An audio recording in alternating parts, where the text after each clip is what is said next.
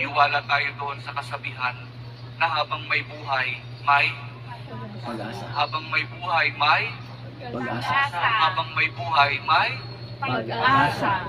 pagsubok.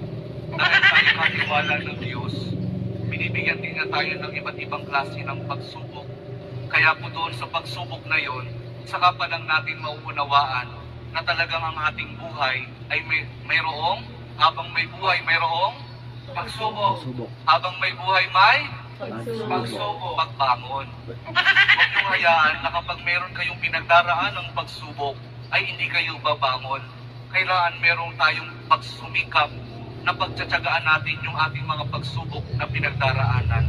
At kapag mayroong pagsubok at mayroong pagbangon, saka pa lang natin mauunawaan na talagang ang ating buhay, na habang may buhay, may pagbangon. Habang may buhay, may Pagbangon. pag-ibig. Ang pag-ibig na nagmumula kay Jesus lamang sa ating mahal na Panginoon Jesus. Dahil doon, kapag naunawaan natin itong mga bagay na ito, na habang may buhay, may pagsubok, may pagbangon at may pag-ibig na nagmumula lamang kay Jesus, saka pa lang natin mauunawaan at matatanggap na talagang habang may buhay, may... Yun ang sumagot.